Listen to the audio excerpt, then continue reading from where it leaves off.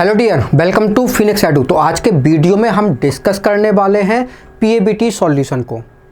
तो ये पीएबीटी जो है वो 12th क्लास जेई का पीएबीटी है और इसका क्वेश्चन नंबर 31 क्या कहता है। If an atom has electronic configuration 1s2 2s2 2p6 3s2 3p6 3d3 4s2 it will be placed in. तो इसका कौन सा ग्रुप होगा? तो देखो ज़रा, हमारा जो ये एलिमेंट है कितने इलेक्ट्रॉन है? 2 2 4 6 10 12 18 और 2 कितना 20 और ये 23। तो 23 जो है वो किसका होता है? स्कैंडियम, टाइटेनियम एंड वेनेडियम का होता है 23। ठीक है, तो ये जो है वो हमारा थर्ड ग्रुप में है, ये फोर्थ ग्रुप में है और ये फिफ्थ ग्रुप में है। राइट, तो आपका आंसर जो है वो फिफ्थ ग्रुप हो जाएगा। क्लियर है? आगे बढ़ते हैं।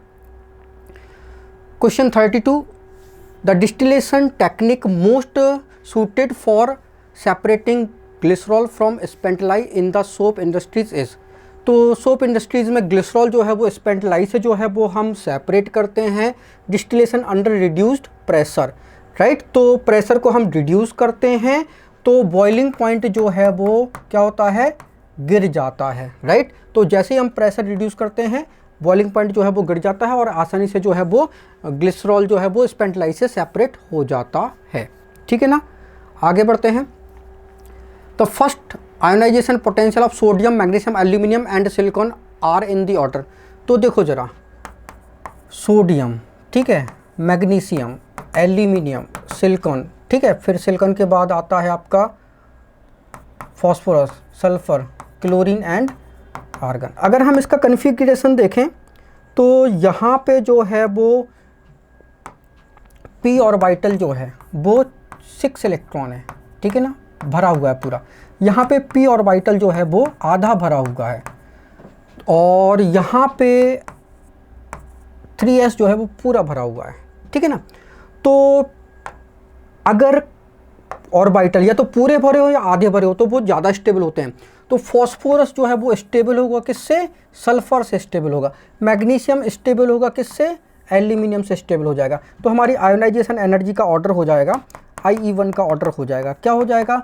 सबसे ज़्यादा तो आर्गन की है, बिल्कुल ठीक है, फिर क्लोरीन की है, बिल्कुल ठीक है, फिर फॉस्फोरस की हो जाएगी सल्फर से ज़्यादा, फिर सिलिकॉन की है, ज्यों कहते हो। ठीक है, कंपैरिजन आस पड़ोस में होता है, फिर मैग्नीशियम की हो जाएगी, फिर एल्यूमिनियम की हो जाएगी, फिर सोडियम की हो जाएगी। राइट, तो ये ऑर्डर हो जाएगा। तो आपका आंसर जो है वो हो जाएगा कौन सा? सबसे ज़्यादा जो है वो किसकी है? सिलिकॉन, फिर ये वाला आंसर ए हो जाएगा आपका। ठीक है ना, सिलिकॉन, फिर मैग्नीशियम, फिर एल्यूमिनियम, फिर सोडियम। क्लियर है? आगे देखते हैं। क्वेश्चन नंबर 34 क्या कहता है?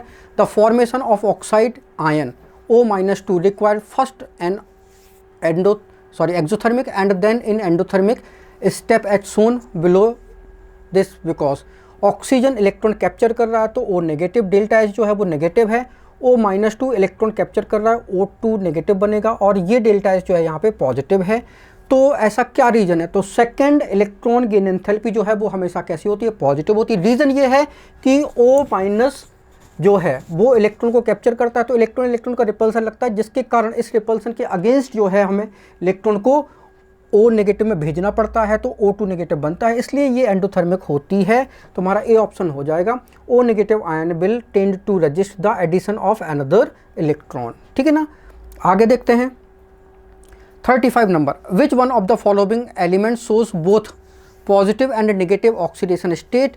तो आपका जो है वो आयोडीन ऐसा होता है। ठीक है ना, तो IF5 आयोडीन +5 में है, IF7 आयोडीन +7 में है, HI आयोडीन जो है वो नेगेटिव में है, NaI जो है वो आयोडीन जो है वो माइनस में है। ठीक है ना, तो पॉजिटिव और नेगेटिव दोनों ऑक्सीडेशन स्टेट जो है वो आयोडीन ही शो कर सकता है। क्लियर हो गया? आगे देखते हैं। Total number of possible isomer for the complex compound. ठीक है ना, तो यहाँ पे हमें टोटल नंबर ऑफ आइसोमर देखना है तो Cu, ठीक है, यहाँ पे NH3 4, ठीक है, और ये जो है वो +2 का चार्ज है, प्लेटिनम ये +2 के चार्ज पे है।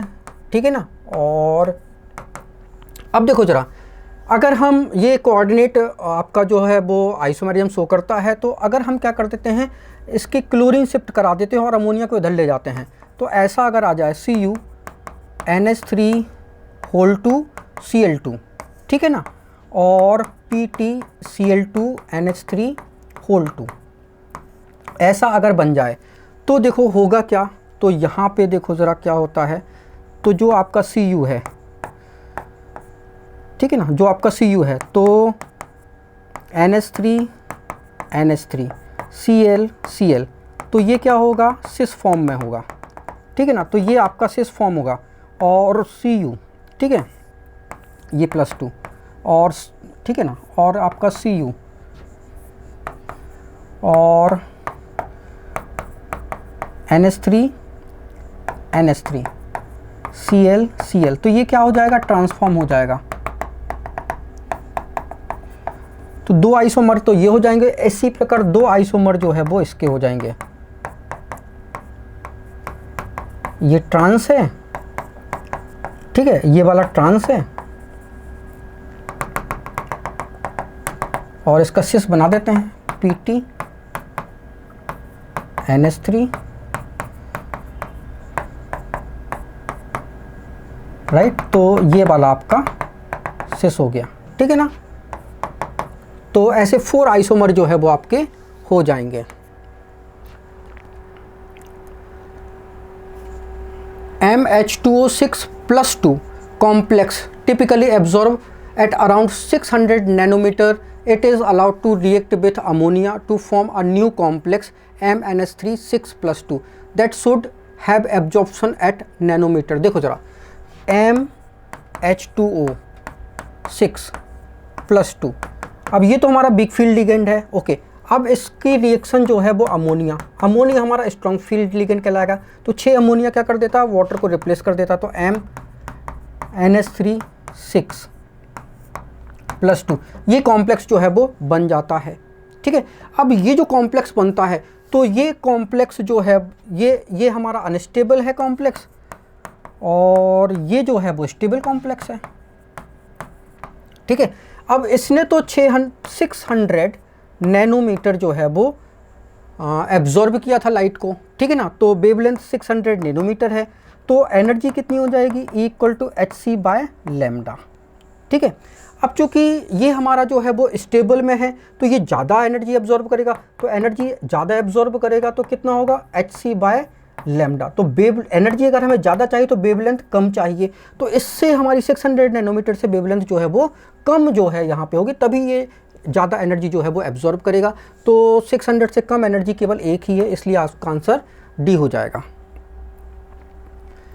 द CFSE, ठीक है, crystal field splitting energy for COCl6-4 complex is 18,000 centimetre inverse. The delta T for COCl4-2 will be, ठीक है ना। तो आपको जो है वो स्प्लिटिंग एनर्जी जो है वो बतानी है ऑक्टाहेड्रल कॉम्प्लेक्स के लिए, ठीक है ना। तो CFSE crystal field splitting energy जो है, ठीक है, तो ये क्या होती है, दैट इज़ द, ठीक है, और ये किसकी होती है, that is the crystal field splitting energy COCl6-4 complex is 1800 centimetre inverse. The del T मतलब टेट्राहेड्रल COCl4 विल बी, तो स्प्लिटिंग एनर्जी जो है वो टेट्राहेड्रल कॉम्प्लेक्स की जो है वो बतानी है, तो डेल T की जो है वो CFSE बतानी है। तो आप ऐसा लिख सकते हो, del T CFSE crystal field splitting energy जो है वो कितनी होती है, that is the 4/9 del O, ठीक है, ऑक्टाहेड्रल CFSE, ठीक है, स्प्लिटिंग एनर्जी, ठीक है, ओके। अभी देखो ज़रा, del T crystal field splitting energy जो है वो 4/9, और ये कितना हो जाएगा, डेल्टा O कितना हो गया, ये इतना दिया है, तो ये 2000 होगा, तो 8000 जो है वो सेंटीमीटर इनवर्स जो है वो हो जाएगा, ठीक है ना। तो आपका आंसर जो है वो डी हो जाएगा। Which of the following coordination compound would exhibit optical isomerism, तो ऑप्टिकल आइसोमेरिज्म जो है वो कहाँ पर होगा, तो ऑप्टिकल आइसोमेरिज्म जो है वो उसके लिए जो है वो आपको चाहिए होता ऑप्टिकल आइसोमेरिज्म के लिए, ठीक है, MAA होल 3, ठीक है, प्लस माइनस कॉम्प्लेक्स, या MAB whole 3 plus minus complex, या M, ठीक है, AA2 चलेगा और A2 कॉम्प्लेक्स, ठीक है, या प्लस माइनस, ठीक है ना। तो इस टाइप के कॉम्प्लेक्स जो है वो चलते हैं। तो यहाँ पे देखो जरा, ट्रांस डाइसाइनो बिस ethylene diamine chromium third chloride, तो ये जो है वो नहीं कर पाएगा, ठीक है। सिस फॉर्म जरूर कर देता, अगर ये सिस फॉर्म में होता तो ये कर देता। तो ट्रांसफॉर्म देखो ज़रा, क्या है आपका क्रोमियम, ओके, इसका ट्रांसफॉर्म देखो ज़रा क्या है, डाइसाइनो, ठीक है, डाइसाइनो, और ठीक है, इथेन डाइमाइन, तो ये EN हो गया। तो ये ट्रांसफॉर्म जो है वो, अगर ये सिस फॉर्म होता तो जो है वो ऑप्टिकल आइसोमेरिज्म देता, ट्रांसफॉर्म जो है वो नहीं देता, तो ये तो नहीं देगा, सिस फॉर्म जरूर देता। ट्रांस, ठीक है, इथाइलिन डाइअमाइन और कोबाल्ट थर्ड क्लोराइड, तो ये चूँकि ट्रेस है तो ये तो दे देगा, ये आपका आंसर हो जाएगा। ट्रेस तो कैसे देगा, देखो ज़रा, आपका जो है वो कोबाल्ट है, ठीक है, और तो आपका जो है वो EN,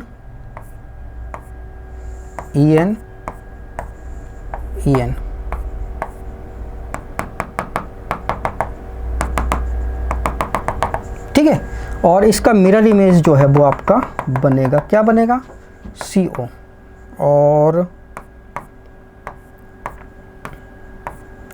इसका मिरर इमेज बन जाएगा EN,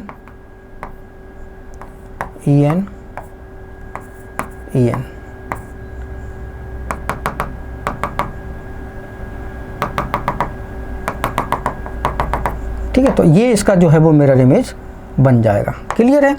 तो बस हमारा ये जो है वो tris ethylene diamine cobalt third bromide जो है वो, ये जो है वो हमारा ऑप्टिकल आइसोमेरिज्म देता है। आगे देखते हैं, इनमें से और कोई जो है वो पेंटामाइन नहीं देगा, ये भी नहीं देगा, ठीक है ना।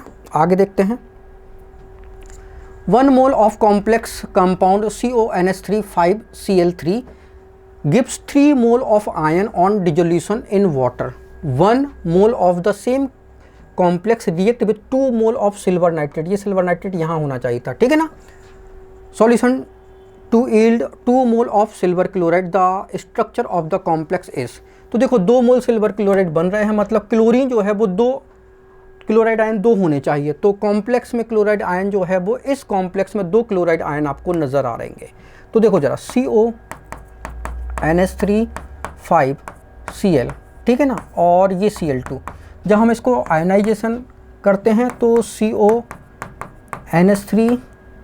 5Cl, ठीक है, ये क्या बनेगा आपका +2 और +2Cl नेगेटिव। तो टोटल यहाँ पे कितने आयन हो जाएंगे, 3 आयन जो है वो हो जाएंगे। तो पहली कंडीशन उसने फुलफिल कर दी। अब इसकी रिएक्शन जो है वो सिल्वर नाइट्रेट से कराते हैं।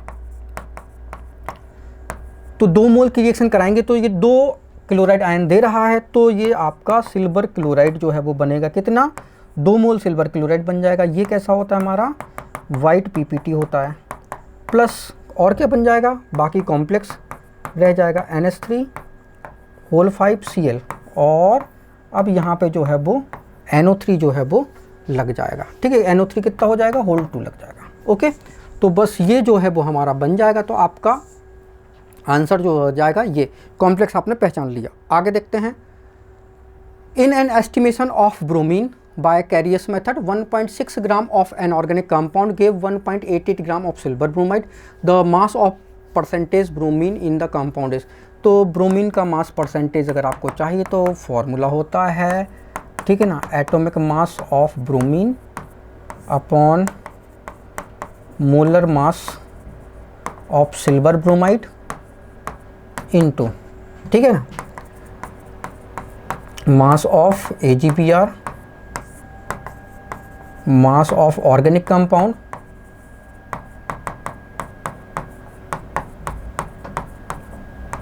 Into 100, okay.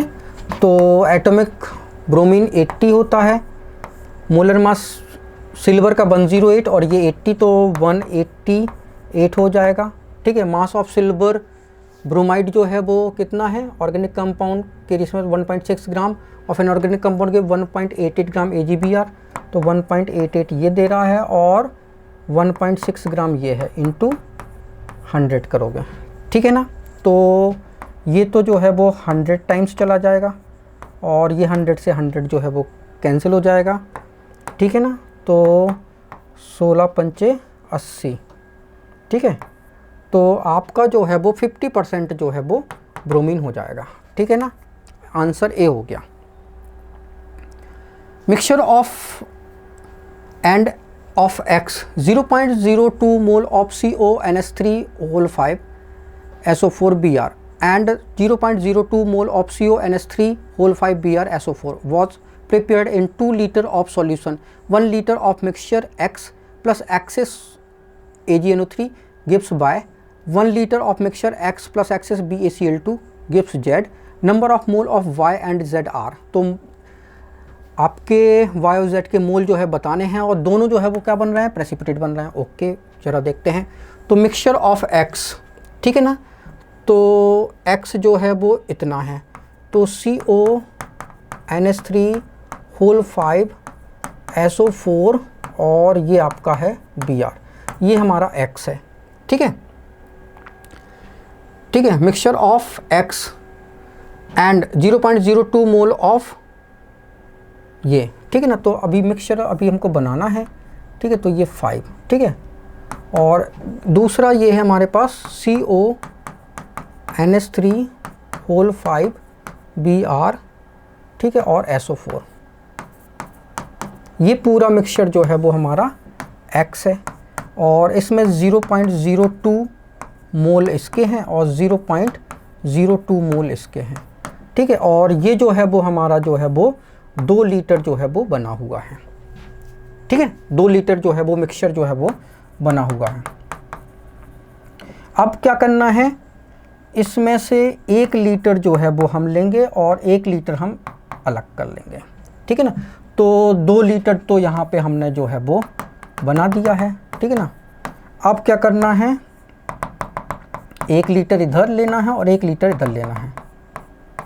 अब क्या करोगे अपन, तो AgNO3 सिलेक्ट कराओगे तो सिल्वर नाइट्रेट से जो है वो रिएक्ट करेगा, तो सिल्वर नाइट्रेट से जो प्रेसिपिटेट वाला बनेगा तो ये वाला बनेगा। ठीक है ना, तो क्या बनेगा, AgBr।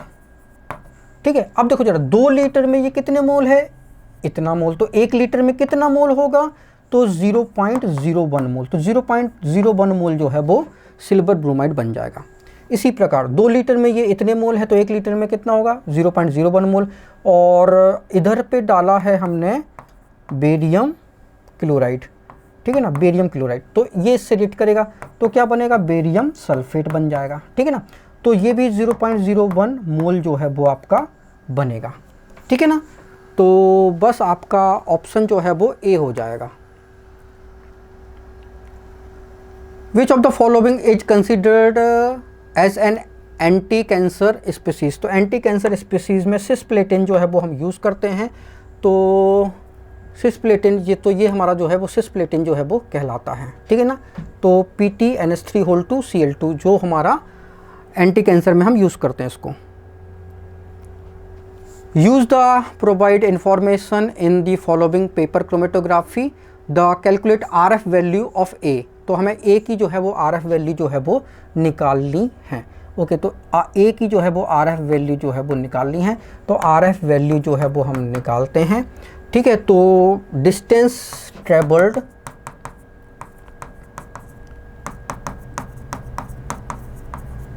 Bye component A upon distance travelled by solvent. ठीक है, तो ये RF वैल्यू जो है वो हम ऐसे कैलकुलेट करते हैं। ठीक है, तो ये कितना 2 सेंटीमीटर डिस्टेंस जो है वो तय किया गया। ओके भाई, तो ये 2 सेंटीमीटर और सॉल्वेंट ने यहाँ से यहाँ तक 5 सेंटीमीटर डिस्टेंस तय किया। तो ये जो है वो 2/5 जो है वो RF वैल्यू जो है वो आ जाएगी। अब 2/5 तो यहाँ पे कहीं नहीं है, ठीक है ना। तो RF वैल्यू जो है वो 2/5, मतलब आप इसको जो है वो क्या करोगे, ठीक है ना।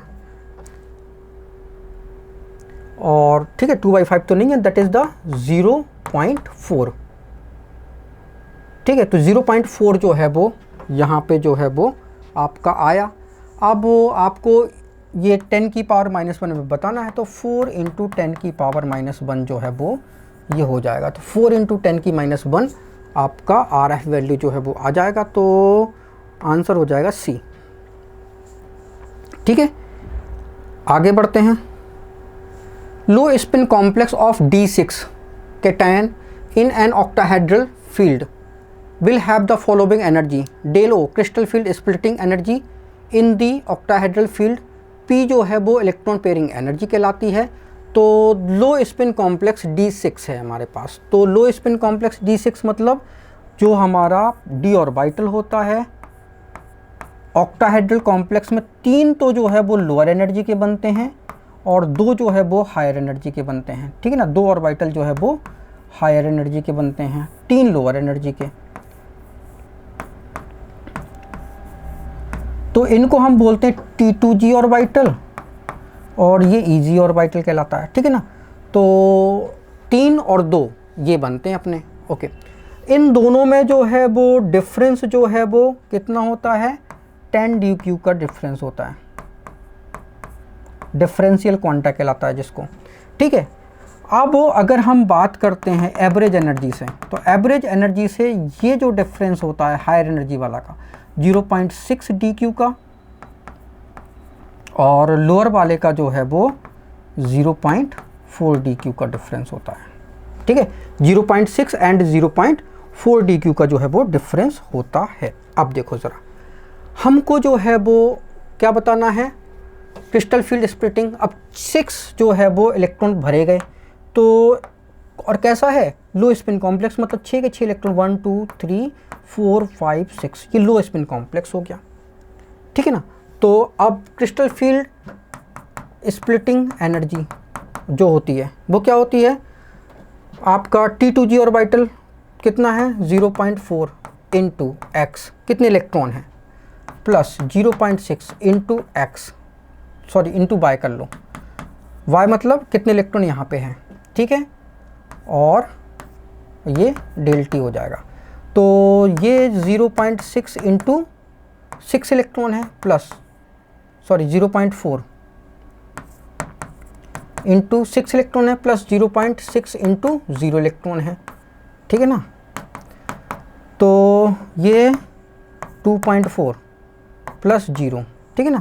तो crystal field splitting energy 2.4 octahedral complex, tetrahedral नहीं, ऑक्टाहेड्रल के लिए, ओके, del O, ठीक है ना। तो del O crystal field splitting energy इतनी आ गई, ओके, 2.4 आ गई।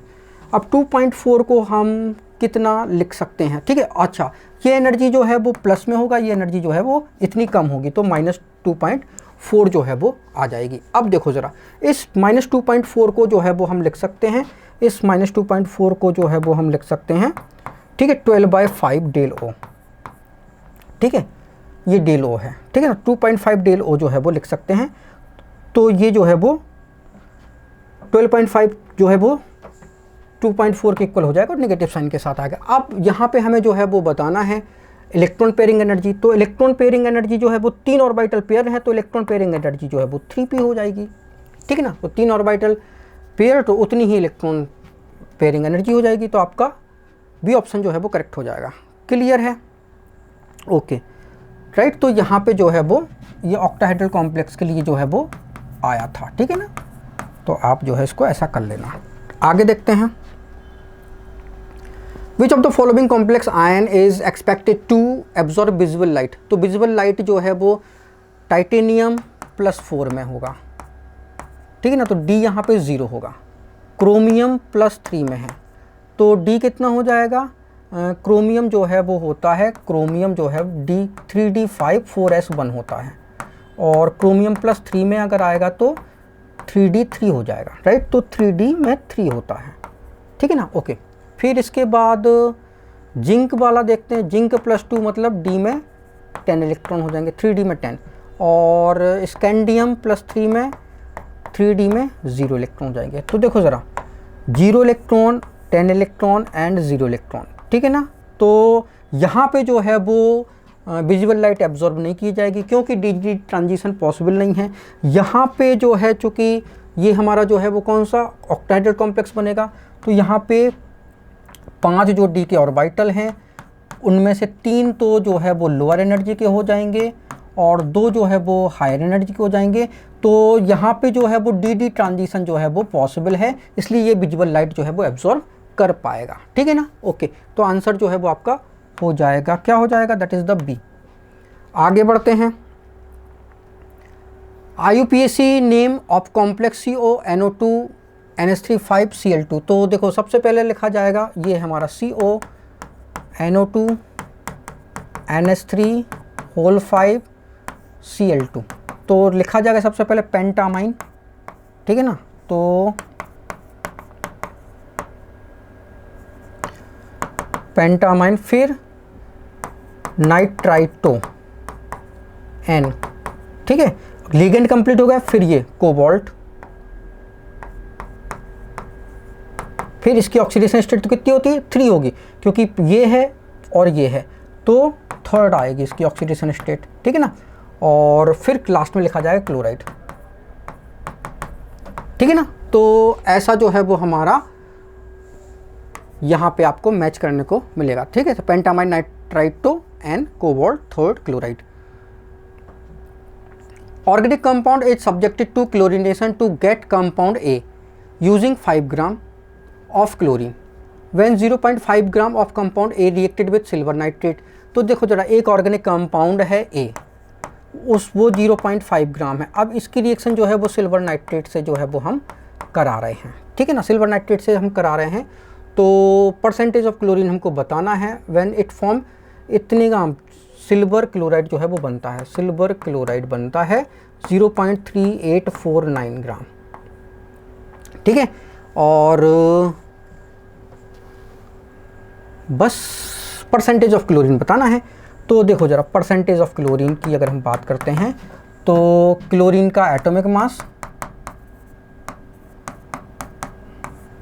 Upon molar mass of silver chloride into, ठीक है, mass of silver chloride obtained, ठीक है, upon mass of organic compound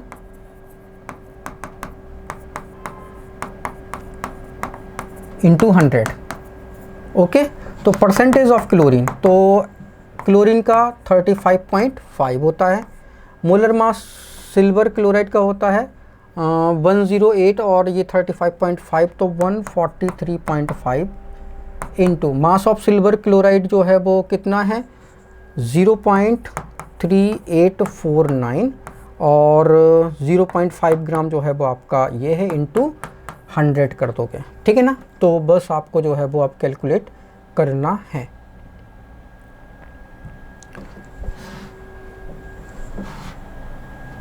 तो आपका जो है वो 35.5 into 0.3849 into 100 divided by 143.5 divided by 0.5, तो 19 आ रहा है, ठीक है ना। परसेंटेज ऑफ क्लोरीन जो है वो 19% आ रहा है, ठीक है ना। तो 19% जो है वो आपका आ गया, ओके। तो अभी 49 Jahn Teller effect is not observe in high spin complex. तो D8 में जो है वो जॉन टेलर इफेक्ट जो है वो ऑब्जर्व नहीं किया जाता। आगे देखते हैं, the correct order of energies of D orbital of metal ion in a square planar complex. तो देखो स्क्वायर प्लेनर कॉम्प्लेक्स में क्या होता है, तो देखो जरा, D ऑर्बिटल जो है ऑक्टाहेड्रल कॉम्प्लेक्स की तरह जो है वो 3 और 2, 3 लोअर के और 2 हायर के एनर्जी जैसे स्प्लिट नहीं होते, इनमें थोड़ा सा अंतर होता है। क्या होता है देखो ज़रा, इसमें से 2 और इसमें से 1 ऐसा स्प्लिट हो जाता है। तो इसमें तो ये तो हमारा होता है D Z square D X square dash Y square, और ये D X Y D Y Z D X Z. तो जेड वाले जो होते हैं इनकी एनर्जी कम होती है, तो ये D X Z D Y Z 2 तो ये बन गए, और डी एक्स वाई इधर पे आ जाएगा, ठीक है ना। तो 3 में से 2 ऐसे बन जाएंगे, और 2 में से डी जेड स्क्वायर कम एनर्जी का है और D X square dash Y square ये ज़्यादा एनर्जी का है, राइट। तो ऐसे स्प्लिट जो है वो हो जाते हैं, तो आपका डी ऑप्शन जो है वो करेक्ट हो जाएगा। सबसे पहले D X square Y square, फिर डी एक्स वाई, फिर डी जेड स्क्वायर, फिर D X Z Y Z, ठीक है। इन दोनों की एनर्जी जो है वो कैसे होती है, इक्वल होती है, ठीक है ना। तो ऐसे जो है वो स्प्लिट होता है स्क्वायर प्लेनर कॉम्प्लेक्स, ठीक है ना। Assuming that element are formed to complete the 7th period, what would be the atomic number of alkaline earth metal of 8th period? तो 8th period की अगर हम बात करते हैं तो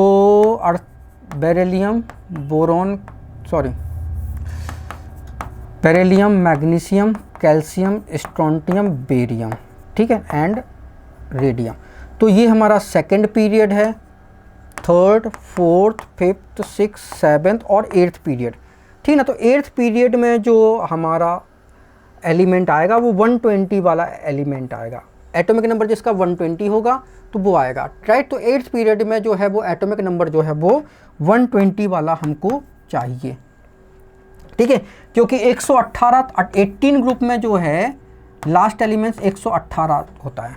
फिर जो अल्कली मेटल होगा उसमें 119 होगा और ये 120 120, राइट। तो ऐसे आपको याद रखना है, राइट। तो 118 का लास्ट एलिमेंट 18 ग्रुप का लास्ट एलिमेंट 118, ठीक है, फिर 119 120 ऐसे नंबर जो है बढ़ते हैं।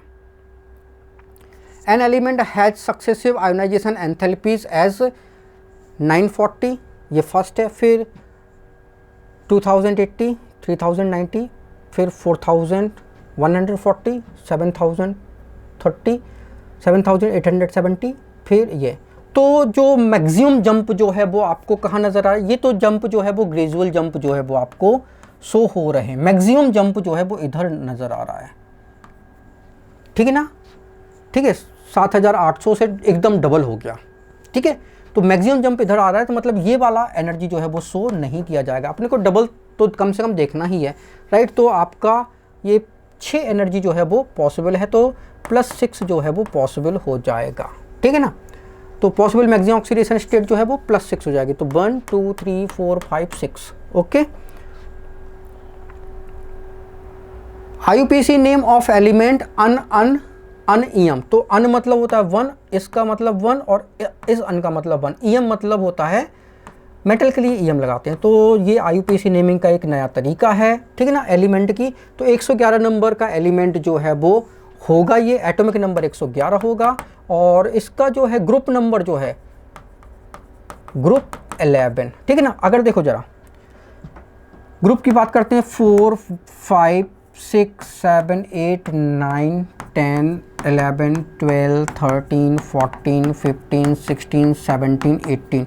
तो 104 नंबर का 4 ग्रुप, 105 का 5, 106 का 6, 107 का 7, 108 एटॉमिक नंबर का 8, 109 एटॉमिक नंबर का 9, 110 नंबर का 10, 111 नंबर का 11, 112 नंबर का 12, 113 नंबर का 13, 114 नंबर का 14, 115 नंबर का 15, 116 नंबर का 16, 117 नंबर का 17, 118 नंबर का 18, 119 नंबर होगा तो फर्स्ट ग्रुप हो जाएगा, और 120 का जो है वो सेकेंड ग्रुप हो जाएगा, ओके। आगे देखते हैं। Considering H2O as a weak field ligand, the number of unpaired electrons in, तो यहाँ पे नंबर ऑफ अनपेयर्ड इलेक्ट्रॉन जो है वो दिखाना है, किस में दिखाना है भाई, मैंगनीज 3d54s2 होता है, Mn+2 बना तो 3d5 हो जाएगा, 4s के दोनों इलेक्ट्रॉन निकल जाएंगे, तो यहाँ पे 0 आ जाएगा, राइट। अब इसमें 5 इलेक्ट्रॉन डी में कैसे, चूँकि वीक फील्ड लिगेंड है तो स्प्लिटेशन होगा नहीं, मतलब 5 अनपेयर्ड इलेक्ट्रॉन जो है वो आपको नज़र आएंगे, ठीक है ना, 5 अनपेयर्ड इलेक्ट्रॉन जो है वो आपको नजर आएंगे, ठीक है ना। ओके, तो आंसर तो इधर कितना हो जाएगा, 5 हो जाएगा, ठीक है। सब में आंसर लिखते जा रहे हो, ओके। इधर पे कितना हो जाएगा भाई, इधर पे तो ग्रुप नंबर 11 सब में लिखा है, okay. The sum of coordination number and oxidation number of the metal M in the complex MEN2C2O4Cl where EN is the ethylene diamine. तो ये देखो जरा, हमारा M जो है वो हमारा बाइडेंटेड लिगेंड होता है, ठीक है, और C2O4 जो है वो हमारा डाइडेंटेड लिगेंड होता है, ठीक है ना। तो ये एक हमारा बाइडेंटेड लिगेंड है, ठीक है। तो डाइडेंटेड लिगेंड जो है वो हमारे ये दोनों हैं, अच्छी बात है भाई। तो कोऑर्डिनेशन नंबर कितनी हो जाएगी, तो कोऑर्डिनेशन नंबर जो है, कोऑर्डिनेशन नंबर जो है, अब ये एक EN, ठीक है, इसकी डेंटाइसिटी कितनी होती है 2, तो 2 EN के कारण डेंटाइसिटी कितनी हो जाएगी 4, और C2O4 डेंटाइसिटी होती है 2, तो टोटल हो गए 6। तो कोऑर्डिनेशन नंबर जो है वो कितना हो गया 6। तो 6 बॉन्ड बनाएगा, कोऑर्डिनेट बॉन्ड 6, तो वो कोऑर्डिनेशन नंबर कहलाती है, ठीक है ना। तो देखो जरा, EN, ये EN 2 बॉन्ड बनाएगा, और ये C2O4, ठीक है, -2, ये भी क्या करेगा, ये 2 बॉन्ड बनाएगा, राइट। तो ऐसे जो है वो 6 बॉन्ड बन गए, तो कोऑर्डिनेशन नंबर हो गए 6। और यहाँ पे ऑक्सीडेशन स्टेट देखना है, तो ऑक्सीडेशन स्टेट देख लो जरा, M की x मानोगे, ठीक है ना, और EN जो है वो 0 होता है, इंटू 2 करोगे क्योंकि EN 2 है, ऑक्सीलेट की -2 होती है, सम ऑफ ऑक्सीडेशन स्टेट जो है वो 0 के इक्वल होगा, तो x इक्वल टू कितना हो जाएगा, +2, ठीक है। तो ये +2, अच्छा ये क्लोरीन भी था, तो क्लोरीन भी लिखना पड़ेगा आपको, क्लोरीन की -1 होती है, सम ऑफ ऑक्सीडेशन स्टेट 0, तो ये +3 हो जाएगा, ठीक है ना। ओके, तो +3 कोऑर्डिनेशन नंबर 6 है, ऑक्सीडेशन नंबर जो है वो 3 है, तो टोटल सम जो है वो 9 आ गया, ठीक है ना। ओके, आगे बढ़ते हैं। Number of possible isomers for the complex COEN2Cl2Cl will be EN, ठीक है, इथिलीन डाइअमाइन। तो पॉसिबल आइसोमर्स बताने, तो देखो जरा, CO, ठीक है, ये ऑक्टाहेड्रल कॉम्प्लेक्स बनेगा, इसमें तो कोई शक की बात ही नहीं है, ठीक है, और क्योंकि 6 बॉन्ड बन गए तो ऑक्टाहेड्रल कॉम्प्लेक्स के लिए सूटेबल हो गया, तो EN, और ये हमारा Cl और ये Cl, ठीक है ना। अब देखो जरा,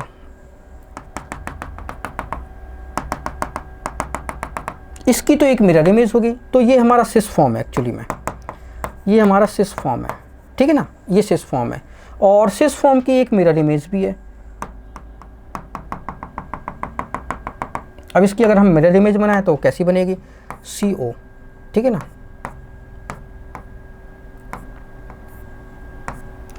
तो यहाँ पे Cl, यहाँ पे Cl, और EN यहाँ पे, और EN जो है वो यहाँ पे, ठीक है ना।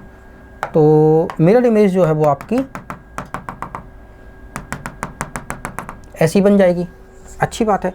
अब ठीक है ना, तो ये हमारा क्या हो गया, सिस फॉर्म हो गया। तो सिस फॉर्म के 2 आइसोमर तो इसी के हो गए, ठीक है। तो ज्योमेट्रिकल आइसोमरिज्म में सिस फॉर्म के 2 तो ये हो गए, और एक बनेगा ट्रांसफॉर्म। तो ट्रांसफॉर्म कैसा होगा, तो देखो जरा, CO, तो ये आपका जो है वो Cl, और ये Cl और EN, ये इसका ऑप्टिकल आइसोमर पॉसिबल नहीं होगा, राइट। तो बस क्योंकि इसकी मिरर इमेज जो है वो पॉसिबल नहीं है, इसकी मिरर इमेज कैसी होगी, आइडेंटिकल होगी इसकी जैसे। तो 3 आइसोमर जो है वो आपको नज़र आएंगे, राइट। तो 3 आइसोमर, सिस के 2 और ट्रांस का 1, जियोमेट्रिकल आइसोमरिज्म शो करेगा।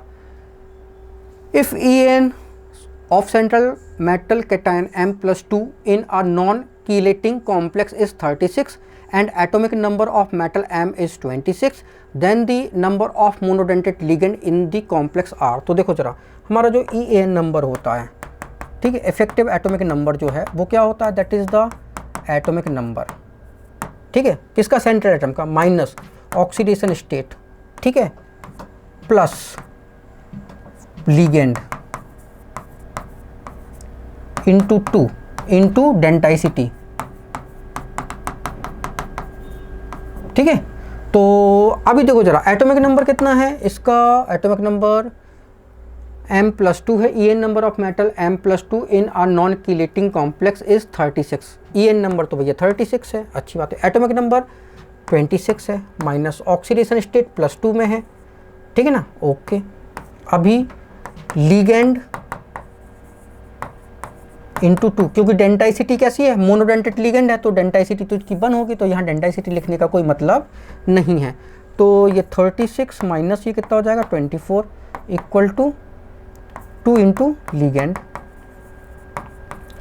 तो ये कितना हो जाएगा, ये 12/2 कर दो तो ये लिगेंड्स नंबर आ जाएंगे।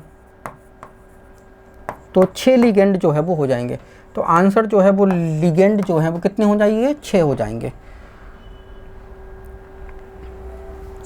58 number of bridging CO ligand in Mn2CO10 is. तो Mn2 है, इसमें जो है वो 0 होते हैं, ठीक है। ब्रिजिंग लिगेंड जो है वो 0 हैं, तो 5-5 CO जो है वो आप ऐसे जोड़ दो।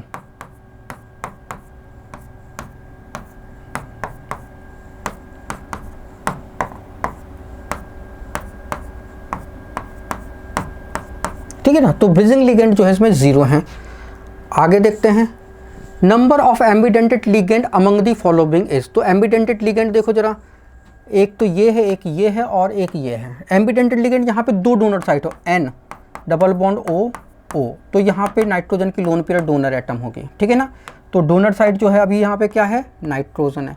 अभी देखो जरा, NO2 को हम लिख सकते हैं, NO2 को क्या लिख सकते हैं, O N double bond O, ठीक है ना। अब इस पर तो नेगेटिव चार्ज, इस पर तो हमें नेगेटिव साइन जो है वो करना भी है, ठीक है ना।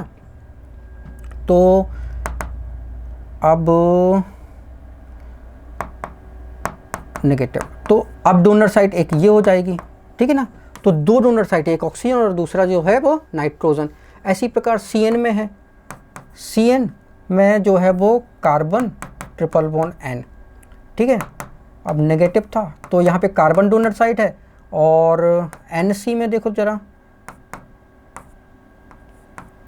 नाइट्रोजन की तो अब लोन पेयर इधर आ गई, ठीक है। नाइट्रोजन की लोन पेयर तो यहाँ पे जो है वो डोनेट हो गई। तो अभी देखो जरा, अब CN नेगेटिव है ना, तो अब जो है वो आपका क्या हो जाएगा, हाँ, तो ओके, यहाँ पे नाइट्रोजन की डोनर साइड है, ओके। तो नाइट्रोजन जो है वो, एक में नाइट्रोजन होता है डोनर साइड, तो नाइट्रोजन यहाँ पे NC में नाइट्रोजन और CN में जो है वो कार्बन जो है वो डोनर साइड में आपको मिल जाएगा, ठीक है ना। ओके, अभी देखो ज़रा,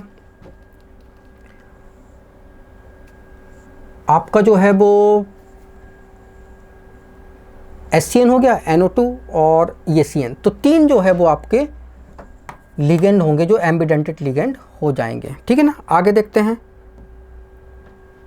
for the estimation of nitrogen 1.4 gram of an organic compound was digested by Zeldal method and the evolved ammonia was absorbed in 60 milliliter of M/10 H2SO4. The unreacted acid required 20 milliliter of M/10 sodium hydroxide for complete neutralization. The percentage of nitrogen in the compound is. तो percentage of nitrogen Zeldal method में हमको चाहिए, तो कैसे चाहिए, तो percentage of nitrogen Zeldal method में आती है, कैसे आती है percentage of nitrogen, कैसे आती है, that is the 1.4 into milli equivalent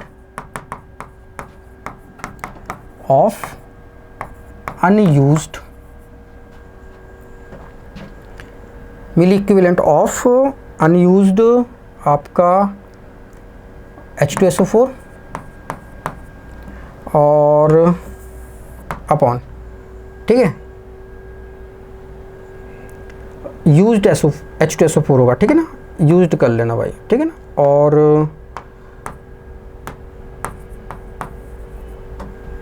upon mass of organic compound,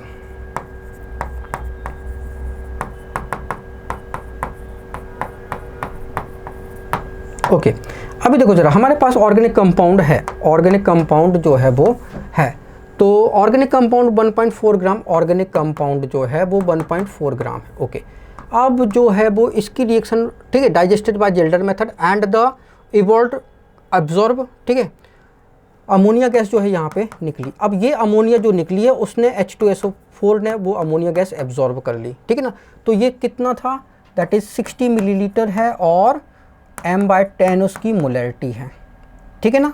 okay, तो इतना हमारा H2SO4 जो है वो यूज़ हुआ, अच्छी बात है भाई। The unreacted acid required 20 millilitre. अब कुछ एसिड जो है वो एक्सेस में था H2SO4, अब अनरिएक्टेड एसिड जो है H2SO4 जो है वो बच गया, जो रिएक्ट नहीं किया अमोनिया से, ठीक है ना। तो अनयूज्ड वो कितना था एसिड, उसकी m/10, ठीक है, 20 मिलीलीटर और m/10, तो m/10 और वॉल्यूम जो है वो 20 मिलीलीटर NaOH से जो है वो रीट किया। तो इसके मिली इक्विवेलेंट और H2SO4 के मिली इक्विवेलेंट बराबर होंगे, तो मतलब इतना मिली इक्विवेलेंट जो है वो H2SO4 जो है वो अनयूज्ड रहा। तो कितना है, ठीक है, तो 2 मिली इक्विवेलेंट, 2 मिली इक्विवेलेंट, ठीक है, 10 से या 2 मिली इक्विवेलेंट जो है NaOH है और इतने ही मिली इक्विवेलेंट जो है वो किसके होंगे, H2SO4 के होंगे, ठीक है ना। अब मिली इक्विवेलेंट H2SO4 के 2 हैं, तो इसके मिली इक्विवेलेंट कितने हैं, ये कितने हो जाएंगे, मोलैरिटी जो है इसकी करोगे कितना हो जाएगी, ये तो ठीक है, इसकी नॉर्मेलिटी में कन्वर्ट करोगे तो नॉर्मेलिटी क्या होता है, मोलैरिटी इंटू 2 करोगे तो m/10 इंटू 2, तो ये 5 हो जाएगा, ठीक है ना। और नॉर्मेलिटी जो है वो कितनी हो जाएगी, ये 1/5, ठीक है, इंटू और 60, ठीक है ना, तो ये 12 हो जाएगा। तो 12 मिली इक्विवेलेंट इसके हैं H2SO4 के, ठीक है ना। तो अब वो, ठीक है, तो 12 मिली इक्विवेलेंट H2SO4 के हमने लिए थे, ठीक है ना। तो 12 में से हम जो है वो 2 माइनस कर दे तो यूज्ड मिली इक्विवेलेंट कितने हो जाएंगे, 10।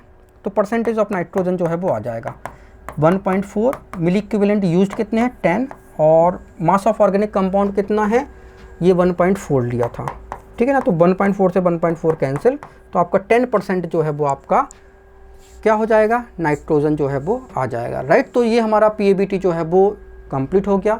Thank you so much for watching this video. अगर वीडियो अच्छा लगा तो प्लीज़ इसको लाइक करें, इसको शेयर करें। अगर आपने चैनल को सब्सक्राइब नहीं किया तो प्लीज़ चैनल को सब्सक्राइब कर लें। Thank you once again for watching this video.